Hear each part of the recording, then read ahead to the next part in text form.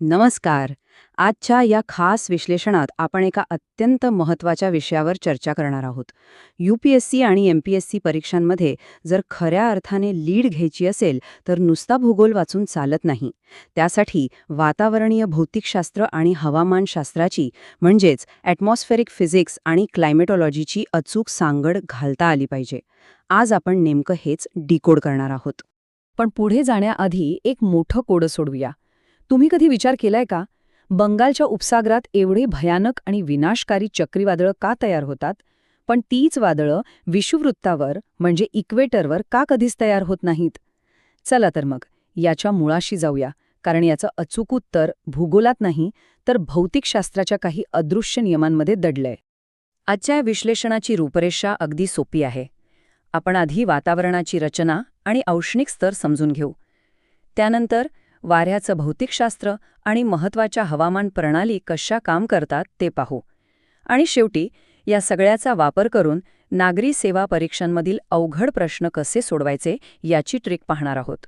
तर सुरुवात करूया पहिल्या भागापासून, वातावरणाची रचना, ज्याला आपण एक डायनामिक फ्लुइड किंवा गतिमान द्रव म्हणू शकतो. आता वातावरण म्हणजे काही नुसती मोकळी जागा नाहीये बरं का. तो एक गतिमान द्रव आहे जो गुरुत्वाकर्षणामुळे पृथ्वीशी अत्यंत घट्ट बांधलेला आहे. नायट्रोजन 78% आणि ऑक्सिजन 21% हे कायमस्वरूपी वायू एका स्थिर प्रमाणात असतात. पण खरी गंमत कुठे माहितीये, 0.1%हूनही कमी असणारे कार्बन डायऑक्साईड सारखे जे व्हेरिएबल ग्रीनहाऊस गॅसेस आहेत ना, ते खऱ्या अर्थाने सगळ्यात मोठी भूमिका बजावतात. पृथ्वीचे तापमान संतुलित ठेवण्याचं सगळ्यात अवघड काम हेच वायू करतात. आणि इथेच आयडियल गॅस लॉ किंवा आदर्श वायूचा नियम पिक्चरमध्ये येतो. हा नियम वातावरणाचा दाब, घनता आणि तापमान या तिन्हींना एकमेकांशी जोडतो. दाब आणि घनता एकत्र येऊन वातावरणाचं उभं स्वरूप म्हणजे त्याचं व्हर्टिकल बिहेवियर कसं ठरवतात हे यातून अगदी स्पष्ट होतं. हे सगळं थेट वास्तवाशी कसं जोडलंय ते बघा. हायड्रोस्टॅटिक इक्वेशन आपल्याला एक भारी गोष्ट सांगतं. वरच्या दिशेने जाणारा प्रेशर ग्रेडियंट फोर्स आणि खालच्या दिशेने खेचणारं गुरुत्वाकर्षण या दोन्हींमध्ये एक अतिशय अचूक असा समतोल असतो.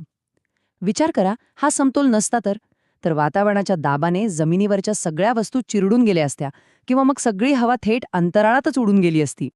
आता वळूयात दुसऱ्या भागाकडे, औष्णिक स्तर आणि वातावरणाची स्थिरता. एक प्रकारची आकाशाची उभी वास्तुकलाच म्हणूया याला. आता आकाशात जसजसं वर जावं तसतसं तापमान कसं बदलतं त्याचा हा एक उभा प्रवासच आहे. ट्रोपोस्फिअर, जिथे हवामानाचे सगळे खेळ चालतात.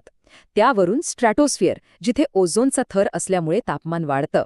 विमानांच्या उड्डाणासाठी हा थर एकदम स्टेबल असतो. त्यानंतर येतं मेसोस्फिअर. आता इथे एक मोठा विरोधाभास आहे. हे वातावरणाचं सगळ्यात थंड आवरण आहे, तरीही इथेच वातावरणीय घर्षणामुळे उल्का जळून खाक होतात.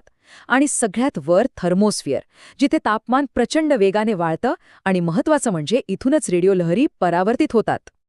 आता हा तापमानातील घसरणीचा दर म्हणजे लॅप्स रेट थोडा बारकाईने समजून घेऊया.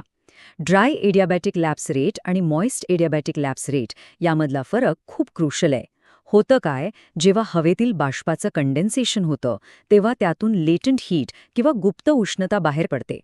ही बाहेर पडलेली उष्णता हवेच्या थंड होण्याच्या प्रक्रियेला थोडा मंद करते आणि म्हणूनच मॉइस्ट रेट हा नेहमी ड्राय रेटपेक्षा कमी असतो. आणि याच कन्सेप्टवरून वातावरणाची स्थिरता किंवा स्टॅबिलिटी कशी काम करते हे एकदम क्लिअर होतं. ॲब्सोल्यूट स्टॅबिलिटी म्हणजे खाली बसणारी हवा, याचा अर्थ स्वच्छ आणि शांत आकाश. पण जर ॲब्सोल्यूट इनस्टॅबिलिटी असेल, म्हणजे हवा वेगाने वर ढकलली जात असेल, तर मात्र भयानक चक्रीवादळं आणि क्युमुलोनिंबस ढग तयार होतात. थोडक्यात काय, तर आपला आजचा दिवस शांत असेल की वादळी, हे सगळं या स्थिरतेवरच अवलंबून असतं. चला आता तिसऱ्या भागाकडे जाऊया, वाऱ्याचं भौतिकशास्त्र, ज्याला आपण निसर्गाच्या गतीचं इंजिन म्हणू शकतो. बघा, वारा म्हणजे फक्त इकडून तिकडे वाहणारी हवा नाहीये. जागतिक पातळीवर जो हवेच्या दाबातला फरक असतो ना, तो बॅलन्स करणारी ती निसर्गाची एक अतिशय शक्तिशाली सिस्टम आहे. यातला मुख्य हिरो कोण असेल तर तो म्हणजे प्रेशर ग्रेडियंट फोर्स किंवा PGF. हा फोर्स हवेला थेट हाय प्रेशरकडून लो प्रेशरकडे अतिशय वेगाने ढकलतो. आयसोबार्सला परपेंडिक्युलर काम करणारा हा फोर्स वातावरणातल्या कोणत्याही आडव्या हालचालीचा खऱ्या अर्थाने स्टार्टिंग पॉइंट असतो. पण आता या शून्याकडे जरा लक्ष द्या. विषुववृत्तावर कोरिओलिस फोर्सचं मूल्य हे चक्क 0 असतं. आणि हे शून्य म्हणजे साधीसुधी गोष्ट नाहीये. कोणत्याही हवामान प्रणालीचा फिरण्याचा वेग म्हणजेच स्पिन पूर्णपणे नष्ट करण्याचं काम हे शून्य करतं. या एका आकड्यामुळे वातावरणाचं अख्खं गणितच बदलून जातं.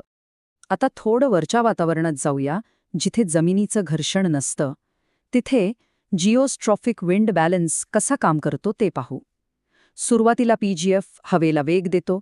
जसजसा वेग वाढतो तसतसा कोरिओलिस फोर्स वाढतो आणि शेवटी एक असा पॉइंट येतो जिथे हे दोन्ही फोर्स अगदी समान होतात. तेव्हा वारा आयसोबार्सला अगदी समांतर वाहू लागतो. यातला सगळ्यात महत्त्वाचा मुद्दा हा आहे की हाच तो घर्षणरहित समतोल आहे ज्याच्यामुळे आकाशात उंचावर वाहणारे अतिवेगवान जेट स्ट्रीम्स तयार होतात. आता वळूया आपल्या चौथ्या आणि अत्यंत महत्त्वाच्या भागाकडे, ह्या सगळ्याचा थेट वास्तवातील आणि हवामान प्रणालींमधील उपयोग. आपण आत्तापर्यंत फिजिक्सचे जे रूल्स पाहिले त्यांचा थेट संबंध परीक्षेत विचारल्या जाणाऱ्या भौगोलिक प्रणालींशी लावून बघूया. जागतिक पातळीवरचे हॅडली आणि फेरेल सेल्स तसेच जेट स्ट्रीम्स या अत्यंत महत्त्वाच्या संकल्पना आहेत. विशेषतः आपल्या भारतीय मान्सूनचा विचार केला ना, तर जेव्हा तिबेटच्या पठारावरून सबट्रॉपिकल वेस्टर्ली जेट आपली दिशा बदलतं तेव्हा ते मेकॅनिकली मान्सूनच्या आगमनाला आणि परतीला कसं ट्रिगर करतं हे यावरून एकदम स्पष्ट होतं.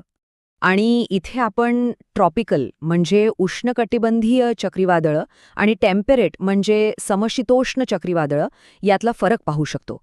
यातली गंमत बघा, एक वादळ पूर्णपणे समुद्राच्या गरम पाण्याच्या लॅटंट हीटवर म्हणजे थर्मोडायनॅमिक्सवर चालतं, तर दुसरं वादळ थंड ध्रुवीय हवा आणि गरम उष्णकटिबंधीय हवा यांच्यातल्या टक्करीमुळे तयार होतं.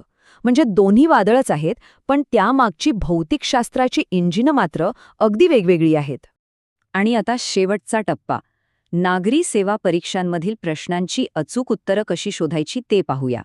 सुरुवातीला आपण ते जे कोडं पाहिलं होतं आठवतंय, प्रिलिम्सच्या दृष्टीने हाच प्रश्न बघूया. बंगालच्या उपसागरात चक्रीवादळं तयार होतात, पण विषुववृत्ताच्या 3 अंशांच्या आत ती का तयार होत नाहीत? आता आपल्याला याचं उत्तर पक्कं माहित आहे. पर्याय क्रमांक 2, 0 कोरिओलिस फोर्स. हा फोर्स 0 असल्यामुळे तिथं वादळाला दृष्पेनच मिळत नाही आणि हा एक भौतिक अडथळा आहे जो चक्रीवादळाला तिथे तयार होऊच देत नाही. आता मेन्स परीक्षेचा विचार करूया. तिथे 15 मार्कांचा प्रश्न असेल तर नुसती माहिती देऊन चालत नाही. तिथे तुम्हाला thermal contrast theory, subtropical westerly jet स्ट्रीमचं मागे हटणं आणि त्यामुळे तयार होणारा डायनॅमिक सक्शन इफेक्ट या सगळ्यांचा अतिशय लॉजिकल वापर करावा लागतो. उत्तरासोबतच हॅडली सेल आणि ट्रॉपिकल ईस्टर्ली जेट्सच्या इंटरॅक्शनची आकृती काढलीत ना, तर उत्तर अधिक वजनदार होतं. भारतीय मान्सून स्पष्ट करताना फिजिक्सचा असा योग्य वापर करणं अपेक्षित असतो. तर ह्या विश्लेषणाचा शेवट एका अत्यंत महत्त्वाच्या विचाराने करूया. प्रिलिम्समधील कन्सेप्च्युअल प्रश्न अचूक सोडवायचे असतील आणि मेन्समध्ये एकदम इम्पॅक्टफुल उत्तरे लिहायची असतील तर वातावरणातलं हे मूलभूत भौतिकशास्त्र समजून घेणं मस्ट आहे. हे अदृश्य नियमच तुम्हाला भूगोलावर खऱ्या अर्थाने पकड मिळवून देतात. आता पुढच्या वेळी जेव्हा कधी आकाशात काळे ढग दाटून येतील आणि वारा वेगाने वाहू लागेल तेव्हा स्वतःला नक्की विचारा, आत्ता या क्षणी माझ्या डोक्यावर भौतिकशास्त्राचा नेमका कोणता नियम काम करत असेल? विचार नक्की करा.